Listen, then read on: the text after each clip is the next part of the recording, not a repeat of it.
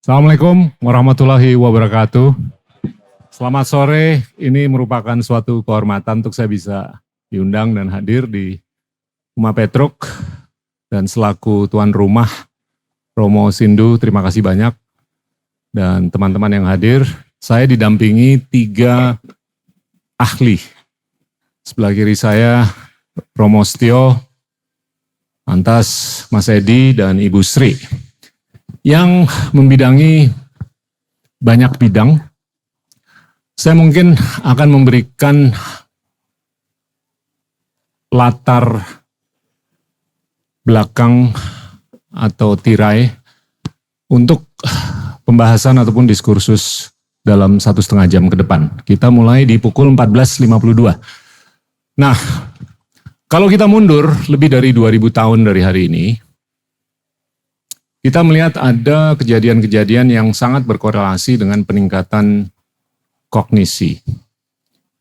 Tapi di bawah itu kita juga harus menyadari bahwa banyak teman-teman kita yang nggak tahu bahwasanya jumlah detak jantung dari titik lahir sampai titik mati untuk manusia, tikus, hiu, dan ikan paus itu sama. Tentunya dengan diferensiasi ukuran dan longevitas atau durasi hidup. Jumlahnya adalah 1,5 miliar detak jantung.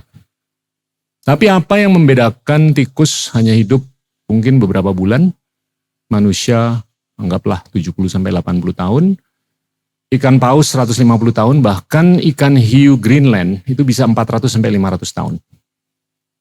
Yang membedakan adalah metabolisasi.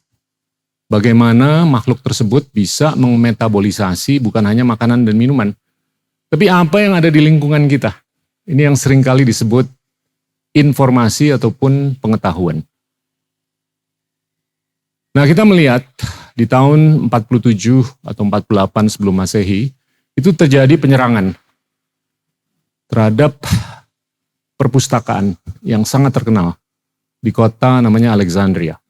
Di Mesir, waktu itu di bawah kerajaan Mesir, dan rajanya di 48 sebelum Masehi itu adalah Ptolemy. Yang diserang oleh Raja Roma, namanya Julius Caesar. Caesar kalah, tapi Roma melakukan penyerangan bertubi-tubi dan dengan skala yang jauh lebih besar daripada 48 Masehi atau sebelum Masehi. Sehingga tahun 47 sebelum Masehi, Alexandria takluk.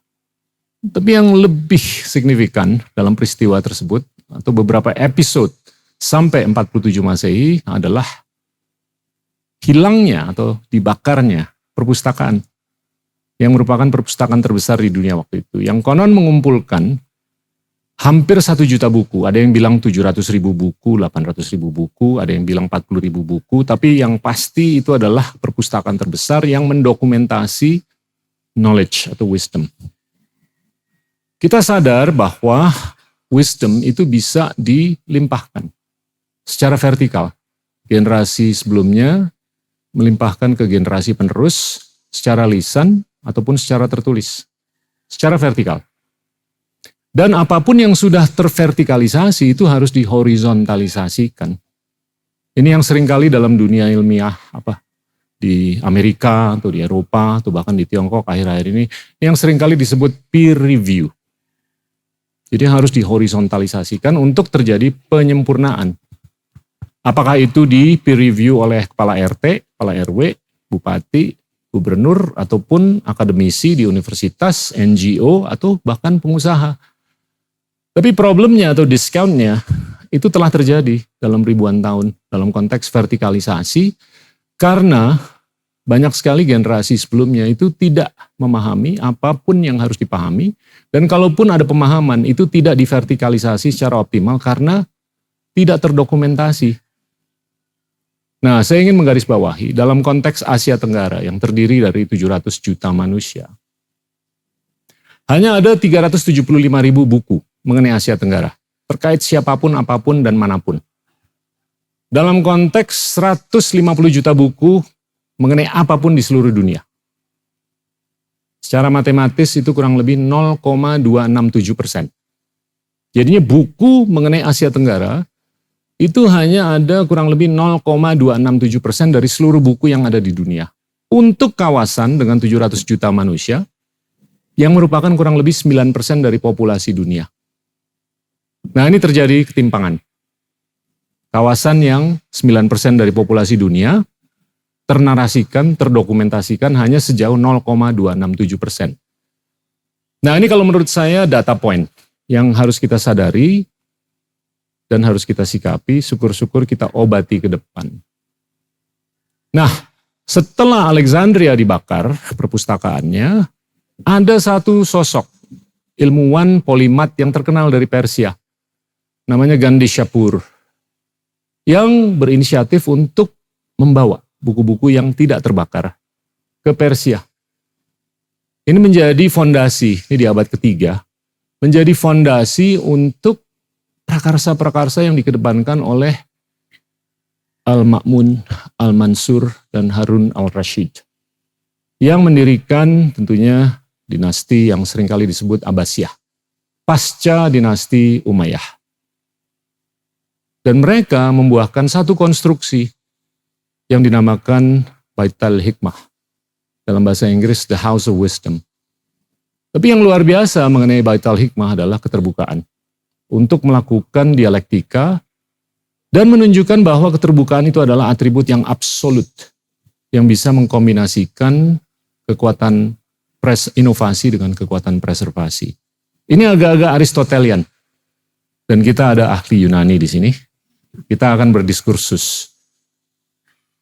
Dan itu adalah keterbukaan yang menurut saya karakteristik untuk kejayaan peradaban apapun, dimanapun, dan kapanpun. Sehingga bisa jaya ataupun runtuh.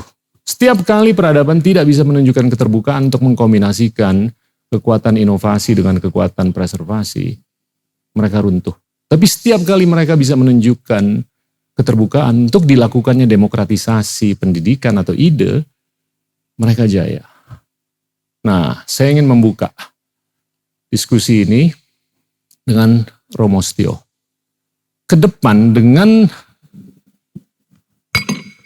latar tirai seperti itu, bagaimana Indonesia itu bisa meningkatkan kognisi?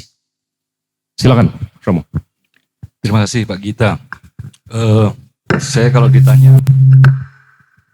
ditanya soal pendidikan di Indonesia itu selalu kayak udah pesimis dulu gitu ya. Terus terang saja begitu ya. Saya kalau ngomong-ngomong mengenai Romo, gimana sih perbandingan antara pendidikan kita di Indonesia dengan di Eropa begitu ya. Aduh, saya bilang jaraknya tuh ratusan tahun cahaya begitu ya. Jadi kita butuh waktu banyak sekali untuk bisa bahkan sejajar dengan mereka begitu.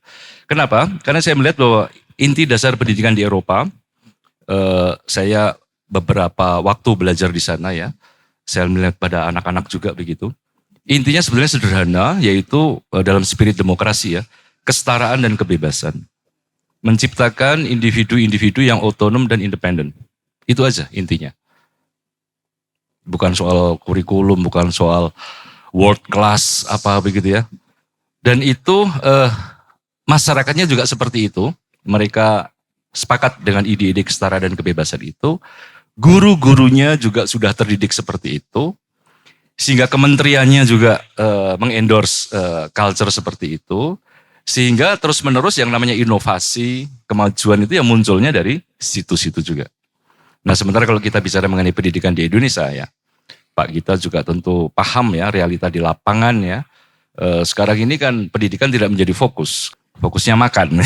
Ini kan juga sudah langsung untuk kita tuh, waduh piye toh, ini negara ini gimana sebetulnya kan kita ini pendidikan itu penting begitu ya untuk meregenerasi sebuah bangsa. Saya selalu mengatakan bahwa pendidikan, paideia ya dalam bahasa Yunani, itu adalah proses transmisi kebudayaan, transmisi nilai-nilai supaya sebuah bangsa survive.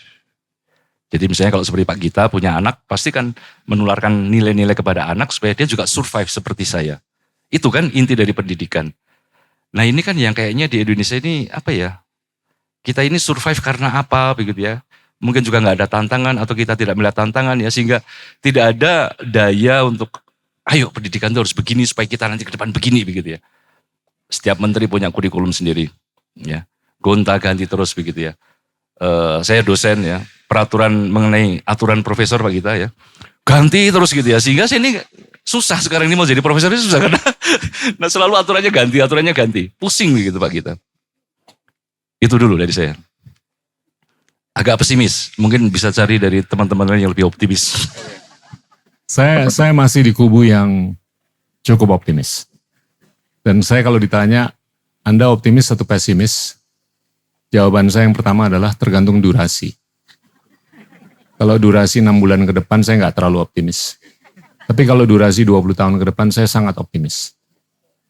Dan saya mengukur pulsa yang ada di lapangan terkait dengan bagaimana mereka sudah bergeser dari TikTok ke konten yang lebih intelektual. Nah ini saya mau nyambung ke Ibu Sri. Mas Edi yang belakangan nih. Gongnya di Mas Edi. Bu Sri, tadi kita udah ngomong mengenai pesimisme pendidikan. Ibu menggulirkan pedagogi yang agak beda. Yang mana kurikulum itu didemokratisasikan untuk pendidikan dari yang paling kecil ke paling besar. Apakah itu resep yang mungkin perlu ditiru untuk Sabang sampai Merauke? Dan saya mau coba tambahkan data point. Saya sering menyampaikan bahwa kalau kita jalan dari Sabang sampai Merauke, 90% dari kepala rumah tangga itu nggak memiliki pendidikan tinggi atau S1 ke atas. Jadi sulit untuk kita berharap bahwasanya pendidikan di rumah tangga itu akan sangat berkualitas. Tentu ada perkecualian, tapi itu sangat finite. Harapan kita adalah begitu seorang anak tiba di sekolah dan ketemu guru yang berkualitas untuk bisa menyuntik 3 atribut utama yang sangat struktural. Kalau menurut saya, anak itu harus disuntik dengan imajinasi. Yang kedua, ambisi. Yang ketiga, hoki. Kalau nggak hoki, nggak bisa jadi Romo. Kalau nggak hoki, nggak bisa jadi wali kota. Ya kan? Tapi kehokian itu bisa dipilah 2 tipe. Kehokian yang buta atau kehokian yang cerdas. Kalau kehokian yang buta itu, ya Allah, saya malas belajar. Berkailah saya agar saya bisa dapat A besok dalam ujian fisika murni. Tapi kehokian cerdas itu adalah, ya Allah izinkan saya untuk belajar 8 jam di perpustakaan agar besok saya dalam ujian fisika murni saya bisa dapat A. Nah kalau menurut saya hanya sosok yang inspiratif. Apakah itu orang tua atau pedagang ikan di pasar ikan yang sangat inspiratif, atau mungkin guru, atau mungkin pemimpin tempat ibadah, atau pemimpin institusi sosial yang berinteraksi dengan seorang anak. Nah dengan kenyataan seperti itu, dan ini termanifestasi dalam defisiensi kognitif relatif. Skor PISA kita nomor 69 dari 81 negara, peringkat pendidikan tinggi kurang berkenan. Dari 10.000 kampus di Asia Tenggara, hanya 2 kampus yang berada di peringkat 20 teratas, dua-duanya di Singapura. Nomor 3 di Asia Tenggara itu University Malaya, peringkat 56 dunia. Silakan Bu.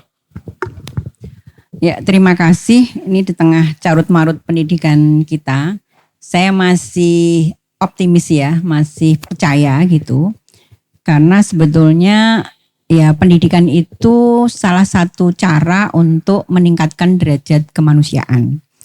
Dan kalau Ki Hajar mengatakan tuh memanusiakan manusia. Nah ini implementasinya seperti apa? Seperti itu ya. Jadi kadang-kadang kita hafal gitu kan. Oh pendidikan tuh memanusiakan manusia. Tapi prakteknya itu justru sebaliknya gitu ya. Nah kami mencoba menghidupi itu gitu ya. Dengan cara bagaimana kami memanusiakan manusia, artinya kita bisa saling menghargai, memberikan hak dan juga demokrasi gitu ya. Nah sehingga kami memahami bahwa setiap anak itu unik, setiap anak itu spesifik, masing-masing punya talenta. tetapi pendidikan di Indonesia cenderung menyeragamkan. Nah, jadi kami akhirnya dan penyeragaman itu melalui mata pelajaran gitu ya. Jadi semua anak apapun situasinya, keadaannya harus menempuh sesuatu yang sama. Nah, kemudian kami membuat sekolah yang karena kami mengkritisi hal itu sehingga kami mencoba untuk kalau anak-anak pergi sekolah itu biasanya anak-anak menyesuaikan program sekolah. Nah, kami ubah gitu ya, karena tadi memanusiakan manusia tadi bahwa sekolah menyesuaikan kebutuhan anak. Nah, sehingga kami menempatkan anak sebagai subjek dan kami proses di Salam itu setiap anak boleh memilih sesuai dengan ketertarikan mereka masing-masing. Nah, di kami sebutnya sebagai riset gitu ya, tapi bukan riset yang udah pakai rumusan masalah, hipotesa, bukan itu ya, tapi lebih ke bagaimana anak bisa masuk atau belajar sesuai dengan ketertarikannya dan itu kontekstual. Dan dengan cara seperti ini tentunya kami nggak mungkin bisa melakukan sendiri, sehingga kami melakukan proses itu trisentra.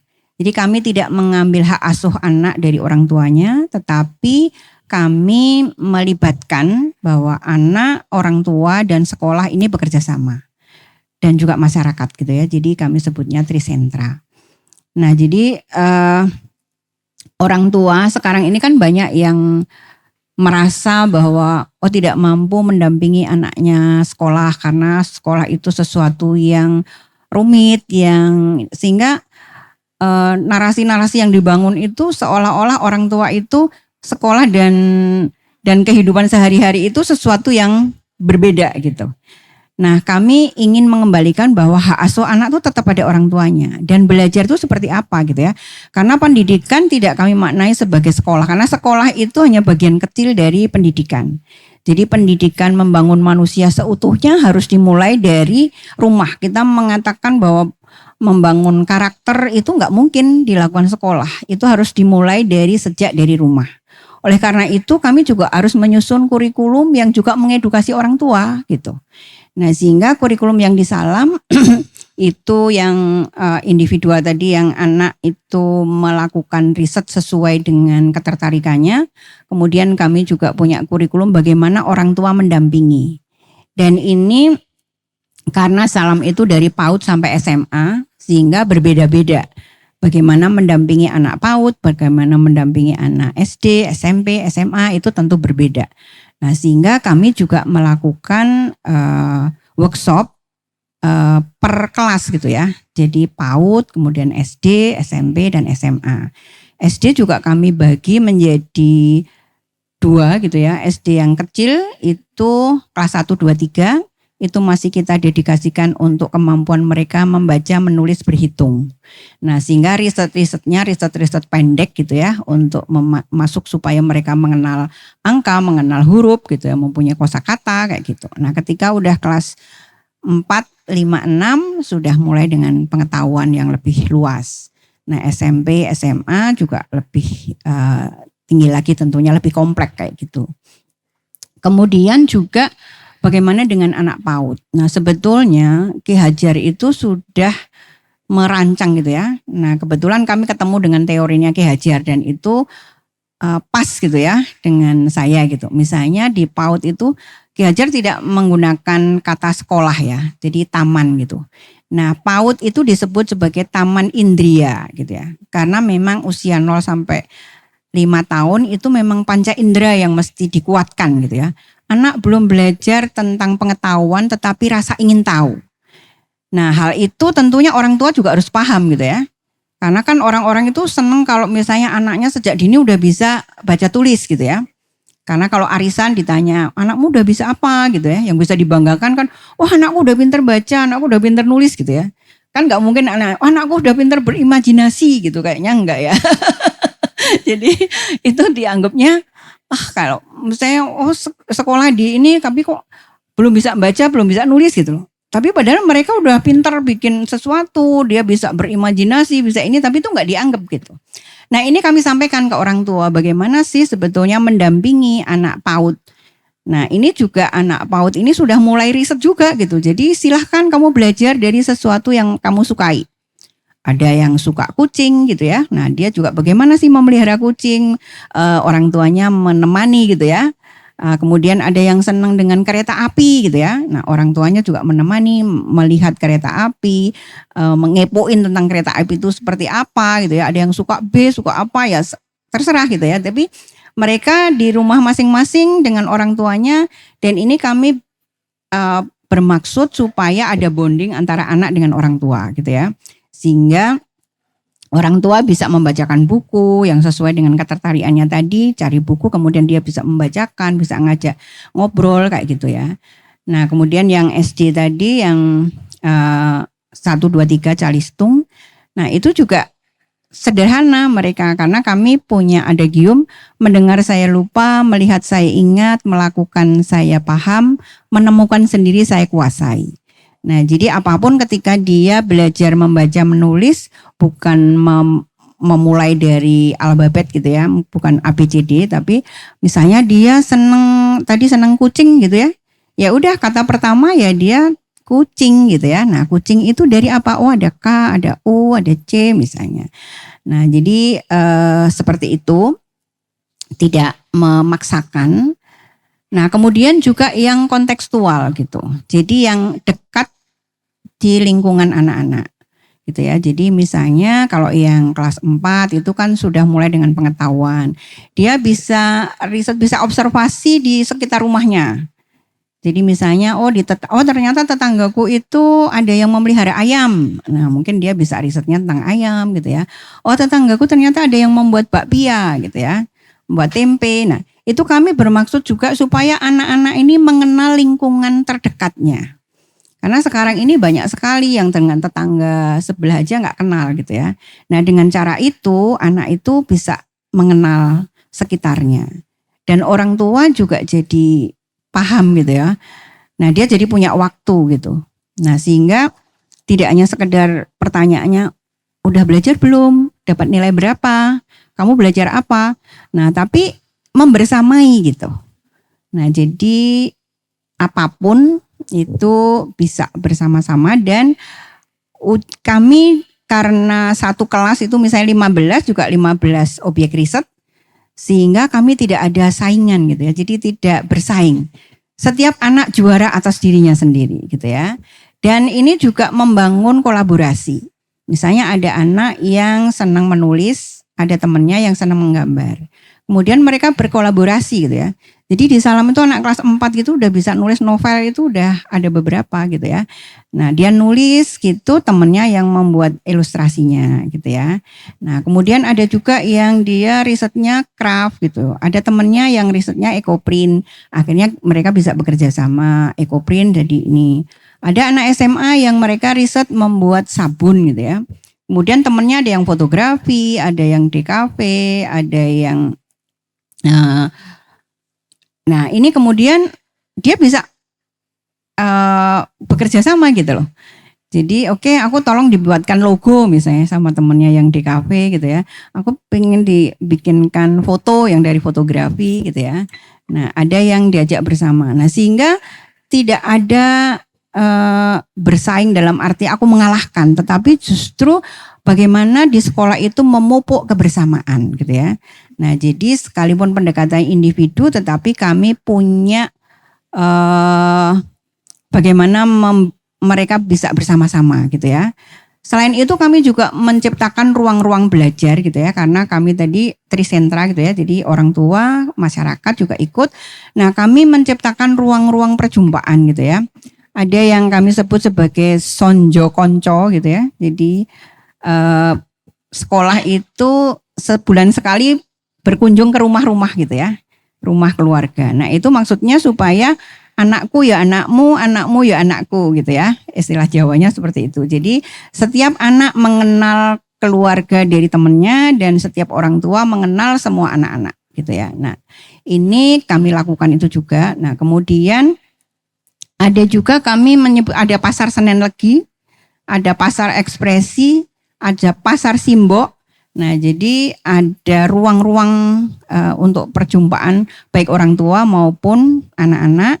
Kemudian ada pesta panen karena kami ada di lingkungan petani gitu ya, sawah. Nah, kami nanti bulan September itu akan ada pesta panen bersama dengan masyarakat di situ. Nah, sementara itu dulu mungkin. Oke, Nah. luar biasa. Saya tuh digubu dengan banyak orang yang menganggap bahwasanya spiritualisasi atau keagamaan itu adalah produk atau hasil dari interpretasi atas apa yang kita baca. Dan interpretasi itu akan didorong, dipengaruhi oleh nilai-nilai hidup. Tapi juga kognisi. Nah, yang saya jemput dari poinnya Bu Sri di sini adalah pedagogi yang sifatnya mungkin jauh lebih open source dibanding paradigma yang lain atau sebelumnya. Ini mungkin merupakan eksperimen ide yang bisa membuahkan kekayaan interpretasi yang lebih tinggi. Dan kita mengetahui bahwasanya pembentukan otak itu terjadi sampai umur 9 tahun. Dan peningkatan IQ itu sampai umur 16 tahun.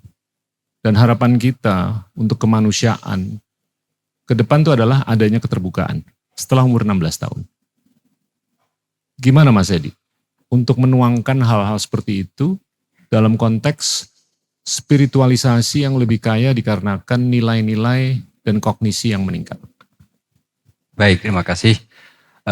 Saya awali dulu Pak dari pernyataan Mas Edi di bagian kubu yang mana? Yang pesimis atau yang optimis gitu ya? Optimis. Ya, saya menjaga sisa-sisa optimisme. Ya karena saya bukan seorang pendidik gitu ya. Izin perkenalkan, saya itu sehari-hari di 2 institusi gitu ya. Kalau pagi saya itu bersama anak-anak di Omah Dongeng Marwah di Kudus gitu ya. Siang saya ke satu perguruan tinggi yang namanya Sekolah Tinggi Agama Islam Syekh Jangkung. Itu di Pati, sehingga Warawiri Kudus Pati. Yang semula saya itu sebenarnya basicnya bukan seorang pendidik. Tetapi ketika saya di Omah Dongeng Marwah itu, keterpanggilan saya terhadap pendidikan ini semakin hari semakin tertarik terus keterpanggilan itu. Ya. Nah karena itu izinkan Pak Gita, karena saya bawa embel-embel Omah Dongeng, saya cerita gitu ya. Nah suatu hari ada guru yang, ini fiksi ya, ini fiksi. Suatu hari ada guru yang nggak hadir, lalu kemudian guru lain menggantikan. Dia bingung mau cerita apa. Lalu dia ingat ada kisah tentang Nawang Wulan yang dicuri selendangnya. Nah, pada saat itu dia cerita, datanglah seorang pemuda mengendap-endap akan mengambil selendangnya itu. Pemuda itu bernama Joko Tingkir. Ah, ternyata Joko Tarub, gurunya nggak kurang akal. Akhirnya, hei Joko Tingkir, harusnya aku yang di situ.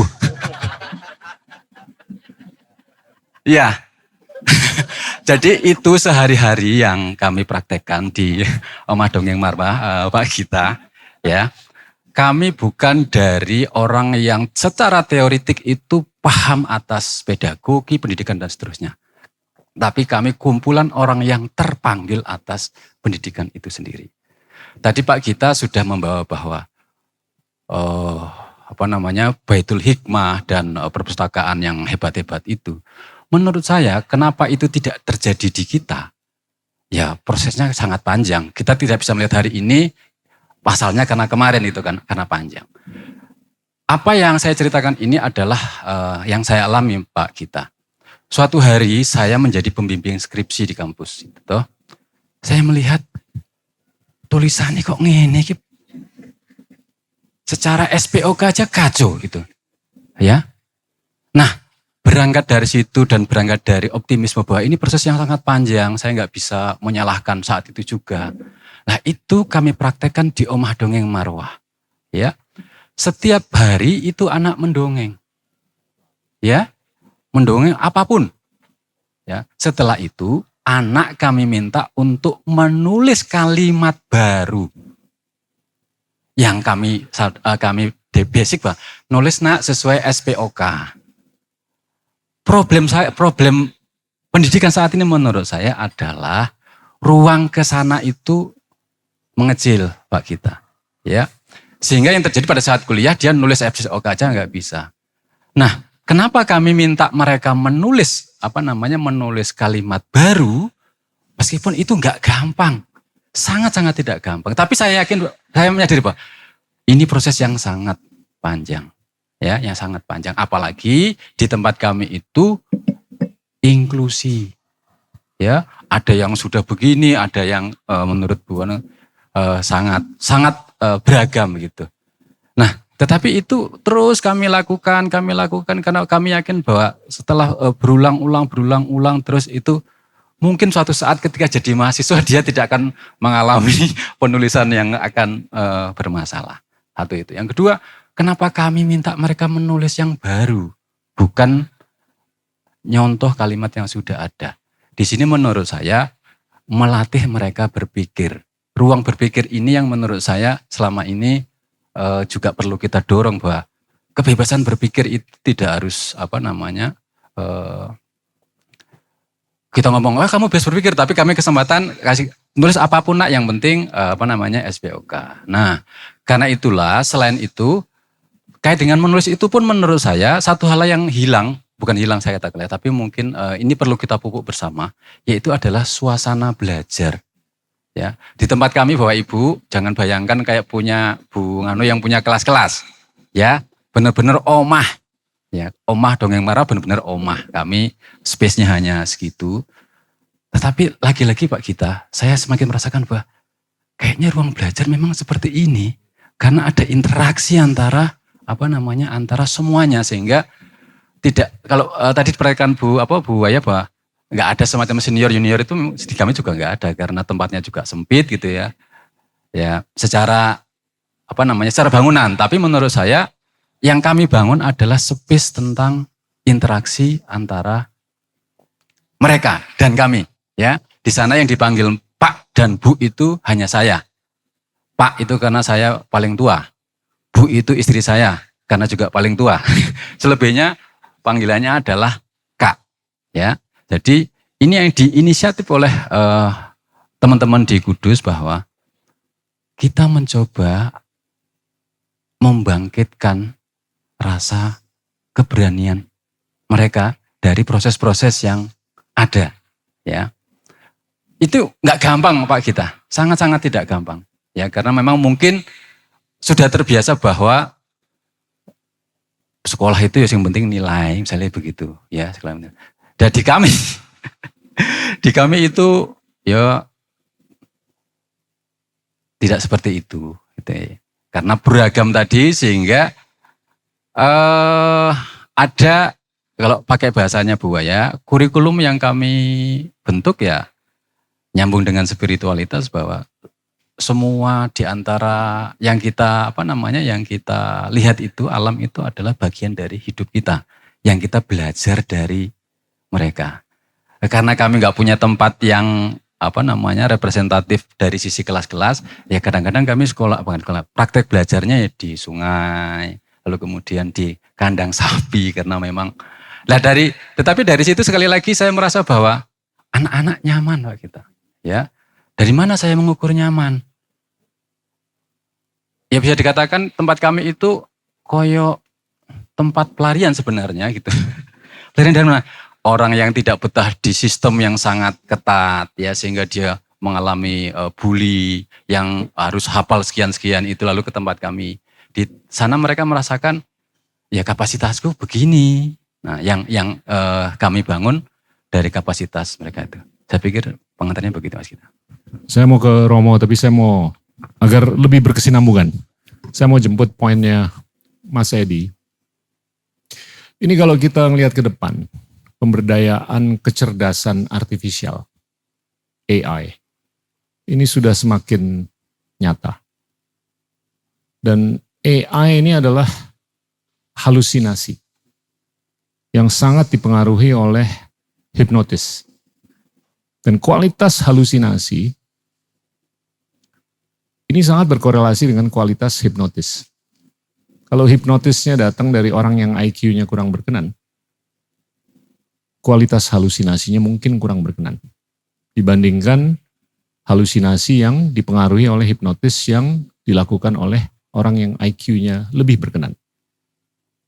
Nah, kapasitas untuk berdongeng, berpikir, berkontemplasi, berdialektika, ini luar biasa kalau menurut saya. Tapi saya melihat dan agak khawatir melihat bahwasanya pemberdayaan AI ini akan membuat manusia lebih bergantung kepada agen pihak ketiga dan semakin malas. Dan itu akan bertabrakan dengan peningkatan kognisi. Apalagi di ujungnya, apapun yang dihasilkan oleh artificial intelligence, AI itu nggak memiliki akuntabilitas. Jelek atau bagus. Akuntabilitas itu di manusia. Nah ini gimana? Untuk meng-mainstreamkan apa yang terjadi di Kudus, agar mereka tuh bernarasi untuk mengobati kekhawatiran. Mas Edi dulu, nanti saya mau ke Yunani habis ini. Karena ini nyambung dengan demokratisasi apapun yang kita ingin kedepankan. Tapi apa yang dilakukan di Kudus itu bisa di-mainstreamkan untuk mengobati kekhawatiran orang. Saya salah satu dari banyak yang khawatir bahwasanya narasi AI ke depan ini akan lebih dystopian dibanding utopian. Karena potensi atau prospek untuk kita menjadi malas, potensi untuk kita lebih meng-outsource ke platform, apalagi secara umum mungkin IQ-nya belum terlalu berkenan untuk menciptakan halusinasi yang berkenan untuk kepentingan demokratisasi barang publik. Monggo. Ya, jawaban saya mungkin tidak memuaskan nanti ya Pak kita. Tetapi saya melihat perkembangan AI dan dongeng begitu, itu tidak selalu berseberangan. Ya, yang kami praktekkan di Omah Dongeng itu adalah tradisi dan modernisme itu mencoba berkelanjutan. Ya, jadi misalnya dongeng itu direkam, lalu kemudian kami membuat juga film. Ya, dari itu kami anggap sebagai juga dari suasana belajar. Ya, jadi kami selama ini juga problem ketika belajar mereka tidak bisa lepas dari HP. Ya, kami mau keras juga ini akan berdampak pada mereka karena saya khawatir itu membuat mereka jadi tidak nyaman. Yang kami lakukan adalah menggunakan teknologi itu untuk tindak lanjut dari dongeng itu sendiri. Ya, termasuk kalau pas lagi saya diskusi begitu, saya minta mereka cari ini di internet untuk mereka menyalurkan bahwa HP itu bukan sekedar untuk hiburan. Artinya saya tidak dalam posisi head to head HP pokoknya nggak boleh begitu. Karena bagi saya ini juga alat yang kita butuhkan. Bapak Ibu, kaitannya dengan memberi tahu, memberi informasi atau nyeramahi gitu ya. Saya melihat kekuatan dongeng itu luar biasa. Contoh misalnya kalau saya ngomong, nak, jangan bohong ya nak. Ya mungkin saat itu dia bisa nerima. Tapi besok lupa. Tapi ketika kita berkisah tentang Pinocchio, yang setiap kamu bohong, itu hidungmu panjang. Menurut saya pesan bahwa nak kamu jangan berbohong itu lebih mengena. Begitu Pak kita. Oke. Kalau kita baca Plato's Republic, ini pakar Plato ini sebelah kiri saya. Sebetulnya yang tersirat, bahkan tersurat, itu adalah kritikan mengenai proses demokratisasi. Dan akhir-akhir ini kita melihat hal yang sangat paradoksal terkait dengan proses demokratisasi di banyak demokrasi di dunia. Bahwasanya demokrasi itu hanya sebatas pendistribusian suara. Yang mana semestinya demokrasi itu harus termanifestasi dalam pendistribusian barang publik, termasuk intelek, pendidikan, kesejahteraan, kesehatan, nilai moral, nilai sosial. Bahkan demokrasi itu sistem politik yang sangat desentralistis, tapi banyak demokrasi di dunia itu mencerminkan pertumbuhan ekonomi yang lebih sentralistis. Jadinya pertumbuhan di kota primer, di banyak demokrasi itu lebih tinggi daripada pertumbuhan ekonomi di kota sekunder, apalagi di desa. Nah, apakah ini hal-hal yang sudah dipikirkan oleh Plato lebih dari 2000 tahun yang lalu? Dan kalaupun sudah, apakah Plato sudah memikirkan kerangka atau postur untuk mensolusikan problematika yang kita hadapi? Terima kasih Pak Gita. Direfleksikan iya, sudah ada. Tapi apakah kemudian tawarannya itu menarik atau enggak, tergantung. Jadi kalau analisisnya, tentu ada satu analisis menarik bahwa menurut Platon yang namanya demokrasi itu adalah rejim epitumia. Jadi epitumia itu kalau dalam psikologi manusia ada logos, kepala, ada tumos, hati, ya, emosi, harga diri, dan ada nafsu-nafsu ya, makan, minum, seks, perut ke bawah, yang intinya adalah uang. Jadi kalau demokrasi adalah rejim epitumia, itu artinya demokrasi adalah rejim uang. Ini kan yang kita hadapi sekarang ini kan. Jadi dengan bansos, BLT ya, dengan suara yang dibeli begitu ya. Jadi nafsu epitumia bagi Platon adalah nafsu yang paling sulit ditundukkan. Karena dia berhadapan dengan makan, minum, seks yang secara kuantitatif maupun kualitatif tidak bisa dibatasi. Ya. Tahun lalu saya sudah makan ya, tadi pagi saya sudah makan ya, malam nanti pasti makan lagi. Dan kalau 5 tahun saya masih hidup, pasti makan juga. Jadi makan itu sifatnya repetitif ya, secara kuantitatif nggak bisa dibatasi. Lalu juga secara kualitatif. Kalau saya masih mahasiswa, makan di warteg oke. Tapi kalau saya sudah mulai menjadi dosen, makan di warteg agak gimana begitu ya. Apalagi ngundang orang begitu ya. Apalagi kalau saya menjadi pejabat yang tinggi begitu. Pasti makannya di tempat-tempat yang... Jadi hasrat akan uang itu adalah hasrat yang tak bisa dibatasi, tak mau dibatasi. Ada sifat inherent dari uang, di mana kita tuh percaya seolah-olah uang itu bisa kita kendalikan. Tapi kemudian ketika uang itu benar-benar ada di kita, apalagi uangnya banyak sekali gitu ya, misalnya dengan 74 kg emas dan dengan sekian ratus miliar, sekian triliun gitu ya, uang itu yang mengendalikan kita kan akhirnya. Kita kayak disandra oleh uang itu. Maka demokrasi sebagai rejim uang adalah sesuatu yang nggak mau dibatasi ya. Dia akan cenderung anarkis ya. Setiap unsur hasrat makan, hasrat minum, hasrat seks itu akan saling bertempur antara mereka sendiri ya. Dan ujung-ujungnya adalah yang disebut Platon, demokrasi adalah rejim anarke, anarkis ya. Rejim tanpa prinsip, tanpa komando. Kenapa? Karena komandannya adalah uang. Uang yang dari dirinya sendiri tidak mau dibatasi. Ya, jadi ketika yang menjadi komando adalah sesuatu yang nggak mau dibatasi, ya sudah kita masuk dalam yang namanya situasi anarkis. Tidak ada prinsip, tidak ada komando karena semuanya sudah hanya demi uang.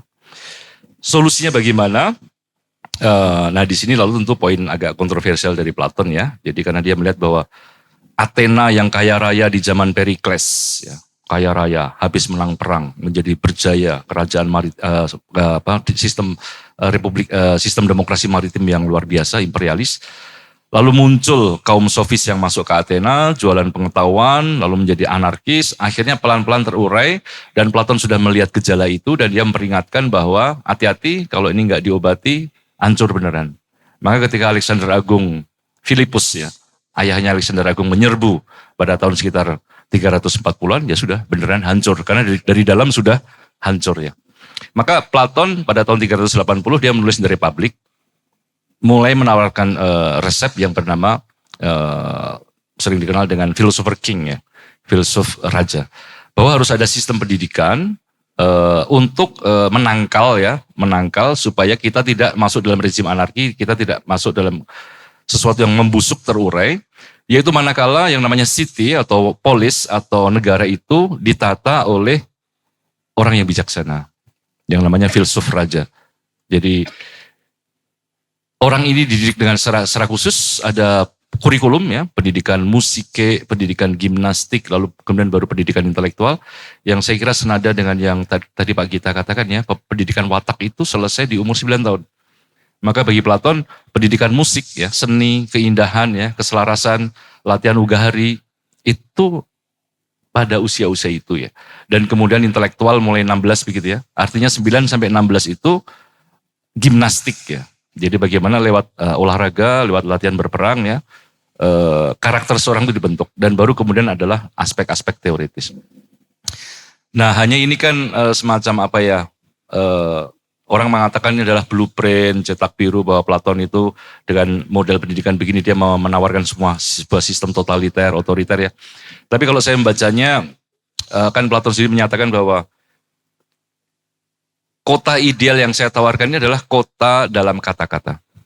Ya, city in speech atau kota dalam logos atau kota dalam pemikiran. Artinya ini adalah sebuah tawaran berpikir ya bahwa kalau kita mau memperbaiki sebuah negara, ya memang ini tawaran kontroversial lainnya dari Platon. Ya memang yang namanya manusia itu beda-beda. Kodrat manusia itu beda semua. Sehingga memang yang dididik adalah yang calon filsuf raja saja. Karena nanti orang-orang yang berkodrat tumos, kaum tentara, atau orang yang berkodrat epitomia, kaum pedagang, ya mereka itu ikut aja bagaimana arahan dari filsuf raja yang punya ilmu atau pengetahuan. Jadi begitu analisis Pak kita. Siap. Saya ingin bertanya pertanyaan terakhir ke Bu Sri. Saya tuh sangat yakin tanpa adanya reformasi, guru, bangsa kita tuh gak akan lebih berkenan, jauh lebih berkenan. Dan mungkin salah satu pendekatannya adalah kompensasi yang harus lebih bisa ditingkatkan. Nah saya berkeyakinan kalau ada orang yang brilian, orang Indonesia lulus dimanapun, dia pengen jadi guru dan asalnya dari Sleman. Dia kalau digaji 2,8 juta sebulan. Terus dapat tawaran di Google 50 juta. Tawaran di Danantara 45 juta. Saya berkeyakinan dia gak akan pulang ke Sleman. Walaupun dia mau jadi guru. Tapi kalau dia digaji 30 juta sebulan. Tawaran dari Google dan Danantara 45 sampai 50 juta. Kemungkinan besar dia akan ke Sleman. Karena pacarnya di Sleman. Dan dengan 30 juta dia bisa naruh makanan di atas meja. Dan orang tuanya di Sleman. Makanannya lebih enak daripada di Jakarta. Ataupun di Mountain View di Google. Nah, apakah itu premis yang bisa dipertanggungjawabkan ke depan untuk kepentingan perkenan Indonesia ke depan? Atau mungkin ada cara lain untuk meningkatkan kualitas pendidikan. Nah, eksperimen ide yang seringkali saya vokalisasikan akhir-akhir ini adalah untuk anggaplah mengkompensasi 1 juta guru, masing-masing 30 juta. Dari Sabang sampai Merauke itu ada 3,5 juta guru. Tapi kalau masing-masing dari 1 juta guru itu digaji 30 juta dan kita bisa merekrut guru yang berkualitas dengan pedagogi apapun, seperti yang ada di tempatnya Ibu atau yang lain yang mungkin juga berkenan, itu sebulan 30 triliun. 1 juta kali 30 juta. Setahun 360 triliun. Beda-beda tipis dengan apa yang tadi disampaikan Romo. Nah, apakah itu eksperimen ide yang perlu kita kedepankan ke depan untuk mereformasi kualitas kognitif kita? Ya menurut saya tidak selalu sih ya. Karena saya mempraktekkan, jadi ya uang bukan segalanya kayak gitu ya. Karena juga misalnya di Jogja ini kalau dilihat sebetulnya termasuk masyarakat yang di garis kemiskinan gitu ya. Tetapi angka harapan hidup paling tinggi gitu ya. Jadi kan nggak ada korelasinya sebetulnya. Dan kami mempraktekkan juga di Salam gitu ya. Ada beberapa orang yang ditawari gaji yang lebih tinggi dari Salam, tapi kenapa dia masih bertahan di Salam? Nah, jadi yang kami bangun adalah ekosistem belajar dan juga bagaimana sih orang itu mempunyai arti gitu ya. Jadi mereka ada value juga gitu ya. Jadi nilai kebermanfaatannya itu ada gitu. Nah, kesadaran itu kami bangun bersama dan sekolah seperti kami memang ya istilahnya sekolah kerakyatan dan ini gerakan gitu ya. Jadi membuat sekolah bukan menciptakan mesin uang gitu ya. Nah jadi ini ayo gerakan bersama gitu. Ya karena waktu itu juga kami mulai dari ruang tamu saya gitu. Dan saya memulai dari diri saya gitu ya. Waktu itu memang oke, kami sekeluarga yang membiayai. Tapi begitu ada peristiwa suami saya stroke. Dan itu ada titik balik gitu ya. Kemudian kami bicarakan apakah dengan suami saya stroke kemudian sekolah ini harus bubar. Nah ini kami bicarakan dengan orang tua, dengan masyarakat di sana dan akhirnya mereka dengan sukarela, oke, ayo kita sebetulnya berapa sih biaya minimal gitu yang harus diadakan dan itu akhirnya sukarela dan sampai hari ini itu sekarang sudah bisa survive lah gitu ya. Jadi saya sudah nggak terlalu harus membiayai itu gitu ya dan mereka juga nggak pernah menghitung UMR. Kita kan bukan buruh gitu kan. Jadi tapi lebih bagaimana sih tadi memanusiakan manusia itu tadi gitu ya. Jadi kami membangun istilahnya kalau Jawa itu urip bebrayan agung gitu ya. Nah jadi semua orang di kami itu merasa diuwongke gitu ya. Nah jadi uang bukan segalanya. Bahkan kami mendengar ada beberapa asesor gitu ya. Yang guru yang udah tersertifikasi gitu ya, gajinya besar gitu kan, dia udah dapat itu. Tapi kemudian di daerah itu angka perselingkuhan tinggi gitu, perceraian tinggi gitu. Nah berarti kan ini sebetulnya nggak ada korelasinya juga ya. Jadi bagaimana ada kesadaran bersama bahwa makanya kalau Ki Hajar mengatakan bahwa pendidikan tidak hanya mengasah otak gitu ya, karena kecerdasan itu hanyalah alat gitu. Tetapi yang sesungguhnya bagaimana kita punya nilai kebermanfaatan bagi orang lain. Nah jadi bagaimana kita membangun kehidupan bersama, tanggung jawab, dan juga ya hidup itu merasa cukup gitu ya. Nah itu ya kami banyak belajar juga dari suku Boti gitu ya. Dulu suami saya pernah di sana dan kebetulan kemarin juga ada alumni Salam yang menulis buku tentang malam bercerita itu mengisahkan tentang bagaimana suku Boti yang mereka punya kedaulatan dalam mengatur hidupnya gitu ya. Justru karena mereka tidak sekolah gitu ya, mereka punya kedaulatan untuk mengatur hidupnya sendiri dan mereka di sana tidak ada orang kekurangan gizi, stunting gitu nggak ada ya. Mereka mengatur apa yang dibutuhkan. Raja itu memastikan bahwa masyarakatnya hidup dengan baik dan apa yang dibutuhkan itu tercukupi gitu ya. Jadi ada kepemilikan bersama seperti itu. Jadi saya nggak yakin dengan gaji yang tinggi itu juga pendidikan akan menjadi baik seperti itu. Itu sih. Ya. Mungkin yang ada di benak saya adalah bagaimana untuk mengskalakan sampai 3,5 juta guru dari Sabang sampai Merauke dengan pendekatan yang Ibu lakukan. Ya. Kalau itu bisa terjadi dengan pendekatan yang Ibu sampaikan, alhamdulillah. Tapi ya seperti yang Romo sampaikan, banyak yang masih tergoda atau terjebak dengan kepuasan yang beda. Ya. Dan mereka tuh diberkahi dengan kognisi yang tinggi, tapi ya mereka akan pergi ke tempat yang lebih memberikan kompensasi. Nah itu yang mungkin harus kita coba cari akal. Yang penting demokratisasi intelek dan pendidikan itu bisa terjadi di seluruh titik di Indonesia. Bagaimana caranya? Oke, saya buka ke audiensi. Monggo, silakan. Ladies first. Nama saya Esti Susanti. Saya mengikuti webinar dari Pak Gita, tapi bukunya belum saya baca. Merespon menarik ya, argumentasinya menarik, dan yang paling menarik buat saya itu ketidakmenentuan diubah menjadi probabilitas atau apa itu sangat nendang pikirannya. Nah, tadi usul tentang 3,5 juta orang dan sebagainya. Saya kira Indonesia sudah bereksperimen ya pada waktu menaikkan anggaran pendidikan 20%. Kan hasilnya seperti ini gitu.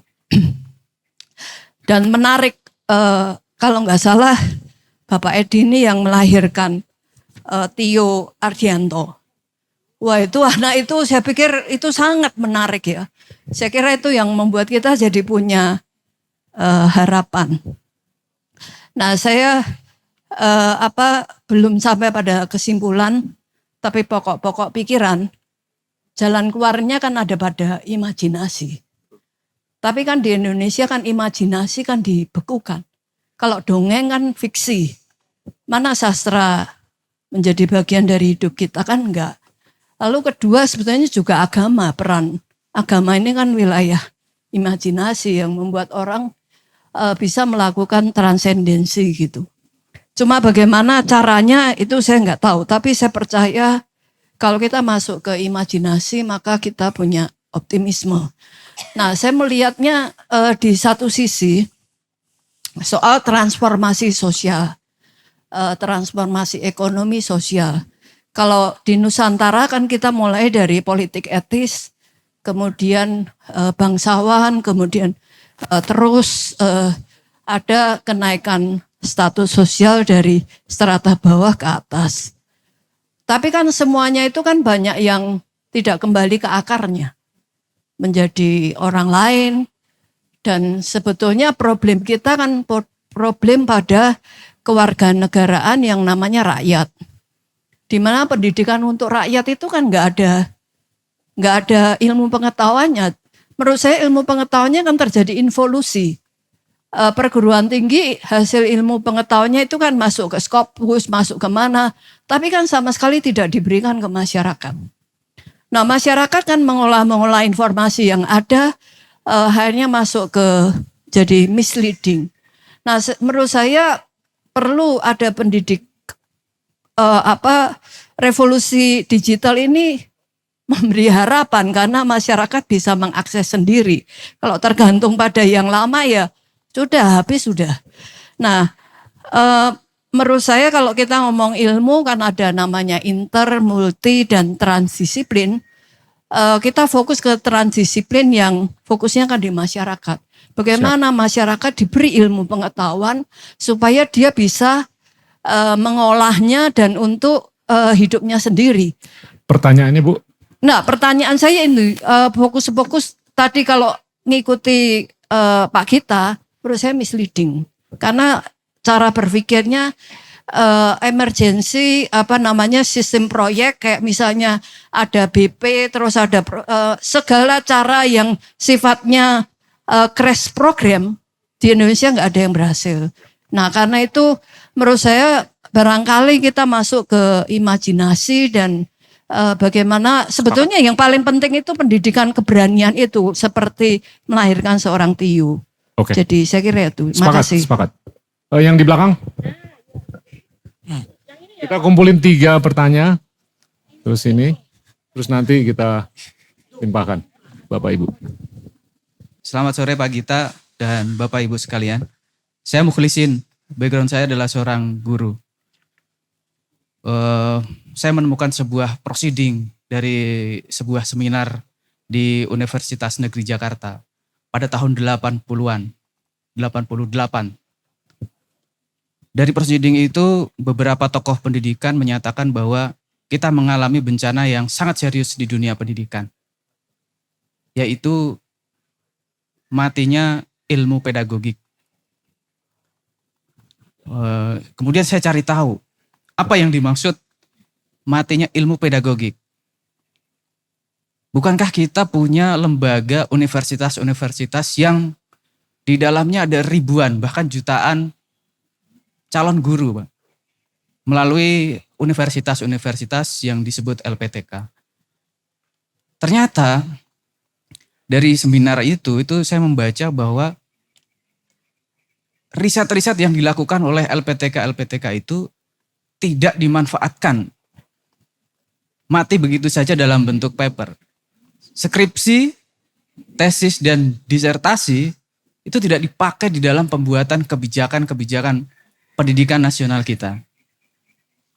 Dampaknya adalah kalau kita melihat pendidikan sekarang, pemerintah, trainer-trainer bilang bahwa misalnya nih ya salah satu contoh saja, salah satu kompetensi yang dibutuhkan oleh anak-anak kita di abad 21 itu adalah 4C misalnya. Berpikir kritis, kreatif, kolaboratif, komunikatif. Tapi guru-guru tidak tahu bagaimana caranya mengajarkan 4 hal itu? Pertanyaan? Nah, pertanyaannya adalah kalau LPTK kita, lembaga pendidikan kita sudah banyak seperti itu, tapi kemudian ada itu pada tahun 88 saja para tokoh sudah bilang LPTK kita kehilangan atau matinya ilmu pedagogik. Lalu bagaimana dengan kondisi sekarang gitu? Oke. Gitu. Siap. Terima kasih. Selamat Yang sore. ketiga? Ini? Oke. Terima kasih Mas Gita. Nama saya Agung Sirayu. Saya besar dari lingkungan pendidikan. Bapak ibu saya dari pendidikan guru. Bapak saya bahkan boleh mengklaim gurunya guru. Satu kolega dengan Prof. Satmoko, suami istri, bapak ibunya Bu Sri Mulyani di Semarang. Kebetulan saya mau kronologis, bapaknya bapak saya, berarti eyang saya, itu guru juga. Saya cuma ingin menambahkan, usulan Mas Gita, bagaimana standar gaji itu di era kolonial itu sudah terjadi. Angka yang saya tangkap dari sistem narasi di dalam keluarga. Yang saya ini kuliah di Prince Juliana Quick School, Jetis ya, Jogja. Berarti kira-kira lulus tahun 1918. Terus berumah tangga, kira-kira 1930, 29, kepala sekolah government Hindia Belanda itu honorariumnya, gajinya 100 gulden. Kurs 100 gulden saat itu, dan itu saya sejak kecil mengingat gadu-gadu. Satu bungkus itu 2 sen. Artinya 1 gulden itu 50 bungkus gadu-gadu. Mau dikurs berapa? 1 bungkus gadu-gadu, kalau di Jogja 10.000 lah. Berarti 1 guldennya itu 500.000. Kepala sekolah SD, pemerintahan gubernur, sudah 50 juta, Mas Gita. Eyang saya, yang tadi notabene priayi aristokrat lah, gaya-gaya filosofis raja, yang di Platonik itu, apakah terus menjadi seorang yang borjuis bermewah-mewah? Ternyata tidak. Kurang tapi juga tidak. Ada 1 rumah bisa untuk keluarga ngenger di sana. Ada 1 rumah lagi kebetulan nyewa untuk rumah pribadi keluarga. Bapak saya, Pak Di Bude, sudah bisa naik sepeda di Semarang, di Jalan Protokol Pemuda Pandanaran. Di zaman sebelum Jepang datang sudah main sepatu roda. Nah, Pertanyaannya Mas. to the point aja. Value itu ternyata tidak menuntut putra-putranya lagi untuk mengejar keuangan.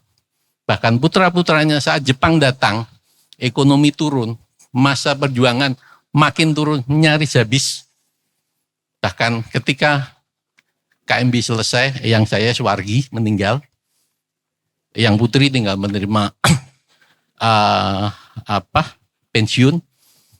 Ini tidak otomatis terus ada tuntutan yang bapak saya guru juga itu untuk mengejar nilai tinggi, tapi value yang tadi disampaikan di ruang kepala Platon ini yang dipegang. Siap. Dan bapak saya sebagai pendidik tidak sekedar pedagogik, karena bapak saya ada pendidikan luar sekolah dan salah satu expert tentang kepramukaan di Indonesia ada komponen andragogik. Nah ini Mas Gita yang mungkin harus masuk. Bagaimana andragogik yang sebetulnya disampaikan meletakkan anak sebagai orang dewasa juga. Ini bisa membuat peluang Indonesia luar biasa. Mas Gita bisa cek betapa suksesnya pemberantasan buta huruf Indonesia. Ya. Betapa kebijakan luar biasa pendidikan Bulak Sumur itu dibelah 2 Mas. Palian Negari. Sebelah timur jadi IKIP, sebelah barat UGM. Karena niat value ini untuk perjuangan Mas. Ada semangat itu. Nah, apakah di hari-hari ini yang Mas Gita pesimis itu mungkin belum terbuka. Ada arkaik yang masih tertanam. Siap. Oke. Bahkan yang saya itu uji coba bikin SD dari pendidikan Persatuan Pendidikan Guru Hindia Belanda bangkrut, Mas. Ya. Tapi hari ini jadi UGRIS. Siap. Oke. Paham. Nah, itu, Bu. Ya. Oke. Saya terbuka dengan ide apapun yang brilian. Ya. Oke, jadi imajinasi, kritikan di tahun 88 mengenai pedagogi dan nilai-nilai yang semestinya sudah eksis. Silakan, Bapak Ibu. Baik, mungkin saya tanggapi pertama yang soal pedagogi yang hilang begitu ya. Jadi ini kan keluhan umum sekarang di SD, SMP, SMA karena kan mereka merekrutnya dari kampus S1, nggak bisa caranya menularkan ya ilmu. Jadi pedagogi dari kata pais, ya, paides, anak-anak, agoge itu memimpin. Jadi pedagogi artinya cara memimpin anak-anak. Artinya kalau Anda ngajar anak SD beda dengan kampus mahasiswa ya. Jadi ada step-stepnya ya. Kalau di Platon itu sebenarnya sudah klasik ya dan juga di Eropa masih diterapkan ya. Jadi kalau SD itu ya mesti banyak musike ya, arts ya, puisi ya, keindahan ya, sastra, teater ya. Jadi kepekaan pada apa-apa yang imbang, apa-apa yang baik, selera yang baik ya. Itu yang diberikan. Jadi kok bukan lalu langsung coding gitu ya. SD langsung coding, jebol tuh nanti SMA udah capek otaknya ya. Lalu kalau kemudian SMP SMA itu seperti yang saya alami di Seminari Mertawitan ya, itu banyak sport ya, olahraga, lalu kepanitiaan, lalu konser, pertunjukan di depan orang ya, teater begitu ya. Itu kan melatih independensi, otonomi, kepercayaan diri ya. Jadi sebetulnya kurikulum untuk manusia merdeka yang dikatakan Bu Wahya dan Mas Edi itu sebetulnya kalau pakai Platon ya, lalu melihat tradisi humanistik itu sebenarnya sudah dijalankan ya. Jadi bagaimana sekolah-sekolah yang memegang katakan kurikulum Eropa begitu ya, itu anak dikembangkan pelan-pelan ya, step by step ya, sampai akhirnya nanti ketika masuk perguruan tinggi itu memang otaknya udah siap, memang karena aspek nafsu-nafsu dan aspek emosi udah digarap, watak itu udah digarap, sehingga ketika masuk ke kampus itu seperti di luar negeri ya, anak-anak masuk kampus itu udah ngomongnya banyak gitu ya, berani, kreatif ya.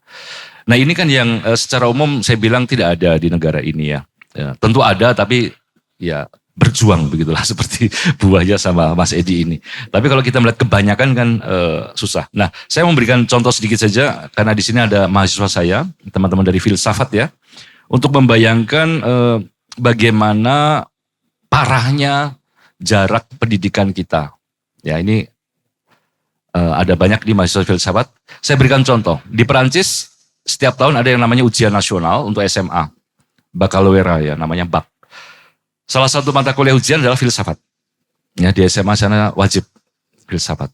Ini adalah pertanyaan untuk ujian SMA tahun ini, 2026, untuk mahasiswa filsafat, yang harus dikerjakan selama 4 jam, tulis tangan 4-8 halaman.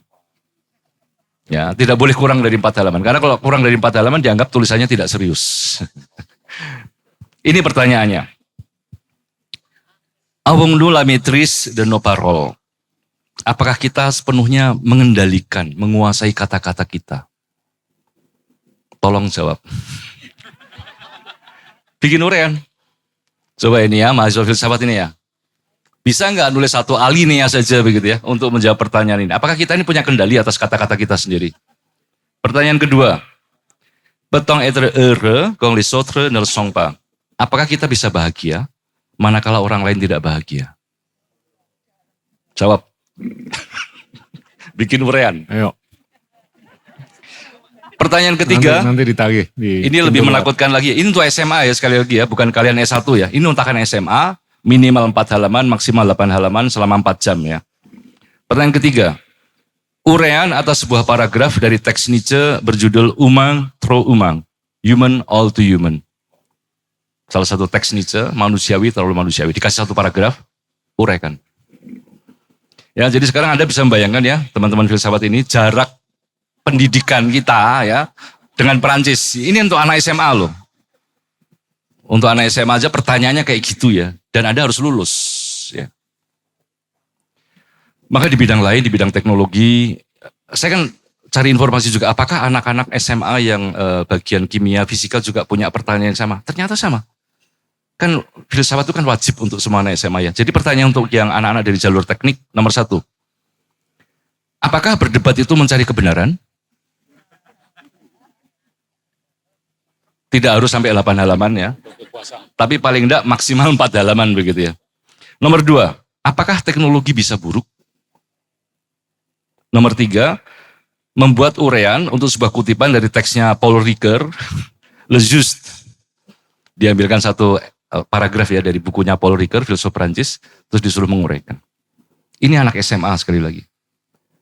Bagaimana kita bisa menghasilkan anak di level SMA sudah bisa membuat uraian seperti ini? Kan kalau dengan sistem sekolah yang ada di tempat kita ini ya, semuanya pakai seragam gitu ya. Semuanya harus ngapalin gitu ya. Ya gimana, baris berbaris ya. Ayel-yel gitu ya. Gimana mau mikir begitu ya.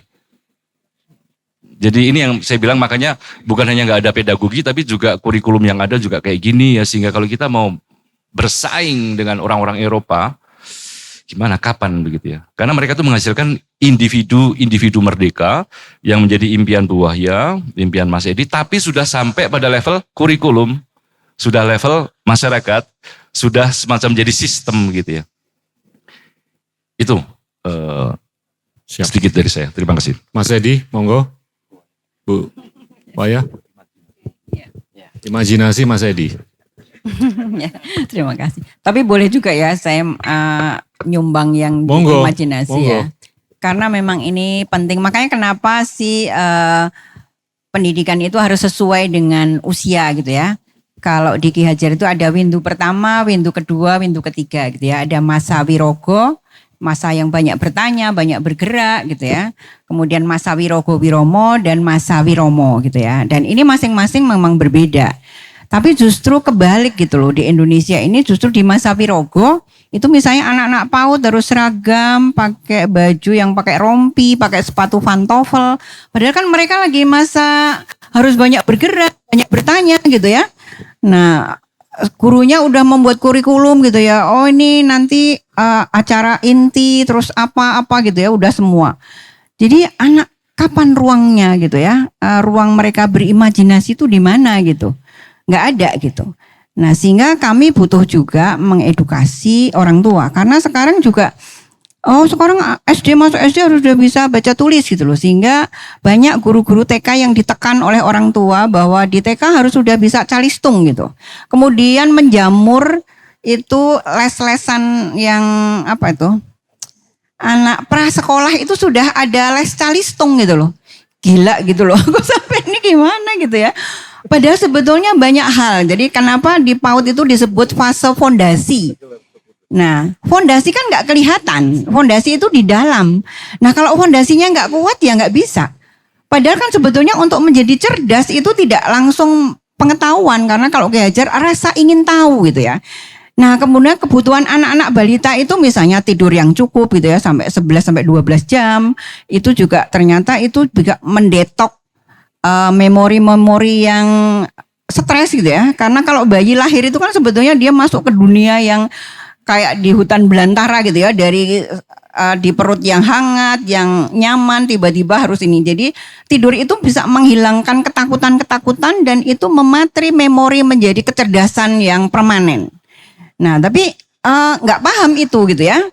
Sehingga anak malah justru dipegangin HP atau dilihat apa gitu ya supaya ini kalau misalnya rewel dikasih apa. Padahal kan kebutuhan dia tidur yang cukup gitu. Dan ini nggak mungkin diserahkan sekolah, ini harus di rumah gitu ya. Bagaimana orang tua bisa memfasilitasi tidur yang nyaman gitu ya. Kemudian juga alam gitu ya. Bagaimana ketika anak itu melihat pohon, menyentuh, menginjak tanah, itu mereka sedang bagi dia itu belajar gitu ya. Dan kemudian juga bagaimana tangan ini bisa, jari-jari itu ibaratnya otak yang di luar gitu. Nah bagaimana berlatih untuk memegang tanah liat, kemudian bisa meremas-remas sesuatu, bisa ikut bantu masak, racik-racik. Nah ini sedang mengirimkan sinyal-sinyal ke otak dan itu akan memperkuat gitu ya otaknya gitu. Nah kemudian kalau paparan HP itu kan katanya mengerutkan otak ya. Justru kemampuan mereka untuk literasi bahasa itu berkurang. Nah akhir-akhir ini kami selalu dapat murid yang speak delay gitu. Ternyata karena dia sudah kecanduan YouTube gitu. Soalnya kalau nggak pakai YouTube, nggak nyetel YouTube, nggak mau makan gitu. Nah, jadi akhirnya ya udahlah makan sambil lihat YouTube kayak gitu. Nah, jadi hal seperti itu memang harus kita sampaikan ke orang tua gitu supaya juga orang tua paham bagaimana sih mendampingi anak balita. Karena itu sebenarnya fase fondasi dan itu nggak bisa lagi. Ketika nanti usia dewasa itu udah nggak bisa dibentuk lagi. Tadi ya misalnya 0 sampai 9 tahun itu masa pembentukan otak kan ya. Itu nggak bisa terulang. Jadi hanya sekali seumur hidup semacam imajinasi. Kemudian fase kedua tadi yang masa wirogo wiromo itu masa mengisi gitu ya, masa intelektual gitu. Nah itu harus banyak ya ketemu orang, ngobrol ya gitu ya. Dia banyak mencari pengetahuan itu memang masa mengisi. Nah jadi tahapan-tahapan ini memang harus dilalui gitu. Nah ketika masa wiromo itu orang udah menemukan jati dirinya. Aku mau ngapain, mau jadi apa. Nah apakah kurikulum kita seperti itu? Kan enggak. Makanya kenapa kami itu tidak hanya mengkritik, oke lah saya membuktikan gitu. Saya mulai membuat kurikulum sendiri sehingga mau ganti menteri 1000 kali, mau ganti kurikulum tiap hari, kami nggak terpengaruh gitu ya. Kami udah memantapkan dengan kurikulum kami sendiri dan kami membuktikan. Jadi kami merekam semua proses yang ada, kami bukukan. Jadi Salam itu hampir setiap semester kami melahirkan buku. Jadi yang menulis itu yang kalau tadi memang kita sangat memprihatinkan ya buku ya. Tapi kalau di Salam itu alhamdulillah enggak ya. Jadi pengelola menulis, guru menulis, anak menulis, orang tua juga menulis. Jadi kami ada buku yang mulai dari anak-anak sampai orang dewasa itu ada gitu ya. Jadi rekaman proses anak-anak kami dokumentasikan. Sehingga kami bisa mempertanggungjawabkan jika ada pengawas, ada penilik yang datang. Ini loh buktinya silahkan gitu ya. Ketika kami juga harus tipu-tipu soalnya kalau laporan kan nggak boleh dengan kurikulum yang kami. Mereka tetap dengan kurikulum yang sudah ada gitu kan. Nah saya sudah mengatakan Bu, Indonesia ini luas sekali. Kalau kurikulumnya satu nggak mungkin cukup gitu. Kita kan negaranya berpulau-pulau gitu ya. Jawa nggak mungkin sama dengan Papua. Jawa nggak mungkin sama dengan NTT gitu ya. Nah bagaimana kita membuat kurikulum yang sesuai dengan lingkungan setempat gitu ya. Makanya kenapa kami risetnya yang kontekstual gitu ya. Jadi kami memang sengaja tidak membuat cabang, tetapi silahkan teman-teman yang ya seperti di Omah Dongeng Marwah juga ya, juga mitra kami juga. Jadi kami membuat pelatihan-pelatihan gitu ya. Jadi merancang sekolah merdeka. Sebelum waktu itu dipakai untuk kurikulum merdeka ya. Tapi setelah dipakai kami ganti merancang sekolah mandiri gitu ya. Oke. Ya. Jadi itu ya, jadi termasuk imajinasi dan juga tadi sekaligus juga yang pedagogi sudah mati. Karena juga pelatihan-pelatihan guru ini lebih ke pengajaran menurut saya gitu ya. Dan teknik-teknik mengajar. Jadi filosofi pendidikan apa itu nggak masuk gitu. Makanya kenapa kami juga nggak pernah mengirim guru-guru kami ke BIMTEK gitu ya. Jadi kami siapkan sendiri gitu. Karena memang nggak cocok gitu, nggak sesuai gitu ya. Dan sekarang dunia sudah sangat terbuka seperti ini, kita juga masih pendekatannya dengan mata pelajaran. Jadi guru mengajar. Sebenarnya kalau kita mengajar mata pelajaran kita udah kalah dengan Google, kalah dengan AI gitu ya. Jadi yang dibutuhkan anak sekarang itu apa gitu kan. Nah bagaimana kita mendampingi mereka untuk menemukan jati dirinya itu penting gitu ya. Sehingga bagaimana dia itu sebagai manusia yang punya tanggung jawab. Saya kira Tuhan menciptakan manusia kan ada tugas dan kewajibannya gitu ya. Nah ketika menyadari aku tuh sebenarnya diciptakan di dunia untuk apa. Tapi kalau dia nggak menemukan potensinya seperti apa gitu. Nah sebetulnya kan kita ini ya bullying yang besar-besaran itu kan sebenarnya penyeragaman gitu. Karena mematikan potensi yang ada gitu ya. Nah kami sudah 26 tahun membuktikan Salam ya. Sekalipun baru skala kecil gitu ya. Tapi kami melihat anak-anak menemukan jati dirinya. Jadi apapun dia tapi mereka jadi dirinya sendiri. Seperti itu. Nah Siap. sehingga ini tadi ya yang pedagogi, kenapa itu yang guru-guru, karena dibekalinya juga itu tadi yang apa tuh, yang kognitif aja gitu. Kemudian juga yang tadi Pak Agung tadi apa? Yang value ya, jadi bagaimana tadi ya sudah sekalian ya, jadi bagaimana membangun setiap orang itu sadar akan potensinya sehingga tahu perannya di dunia itu apa. Baik. Itu sih ya, terima kasih. Mas Edi, monggo. Ini kita ada 3 menit lagi, tapi saya mau minta protokol untuk pelanggaran batas waktu. Izin, ya silakan Mas. Ya, di pendidikan itu ada semboyan, tuturi, handayani.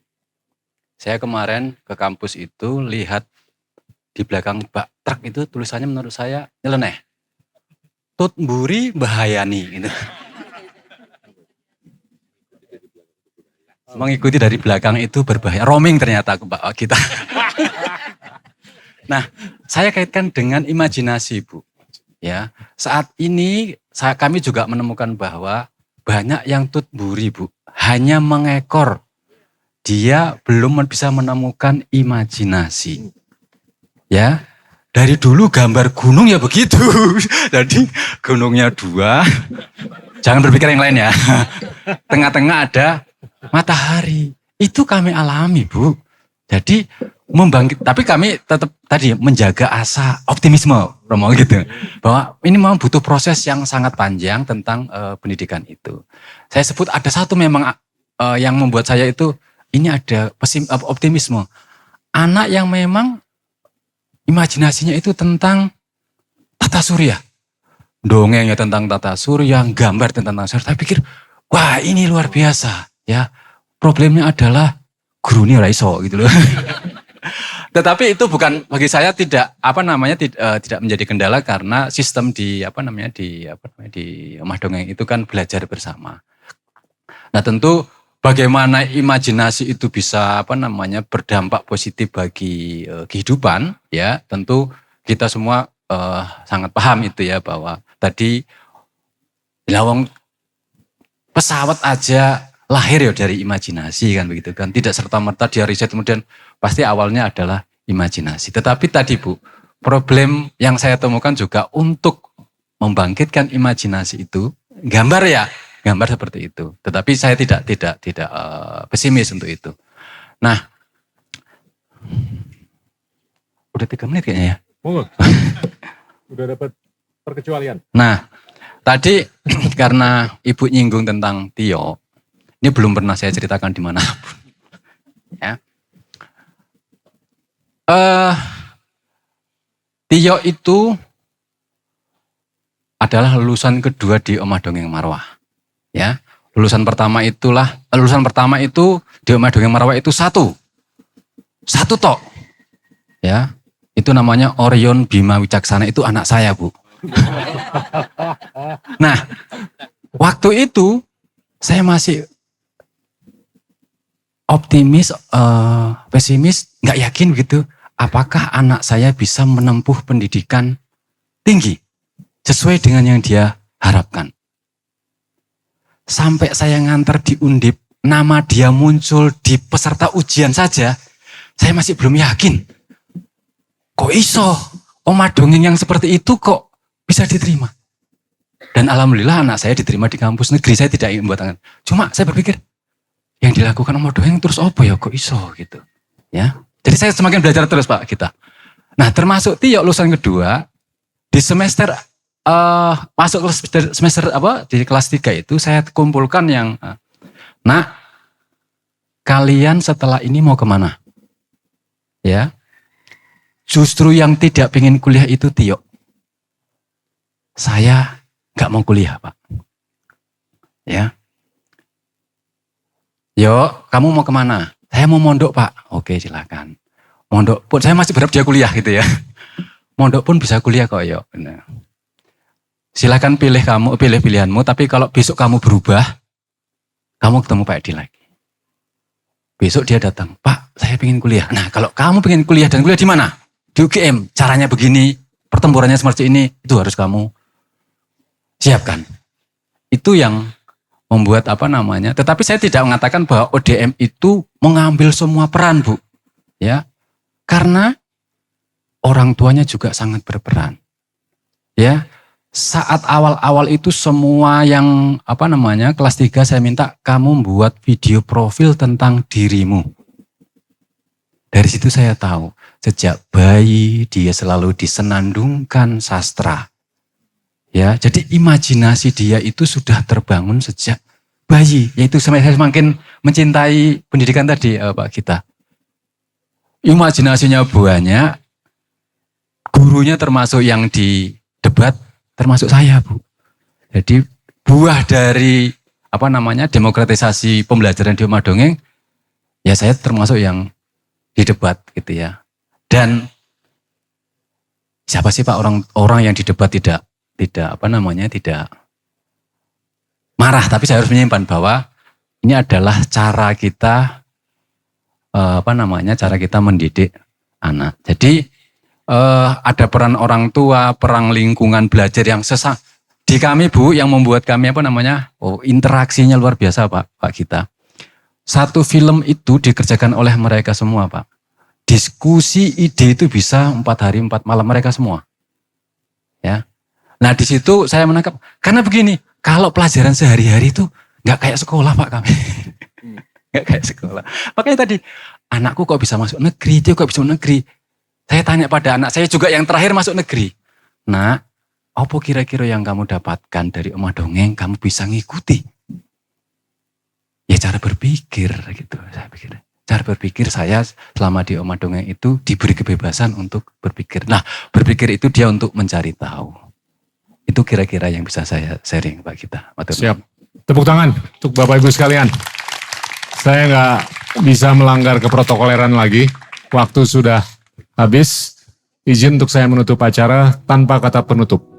Wassalamualaikum warahmatullahi wabarakatuh.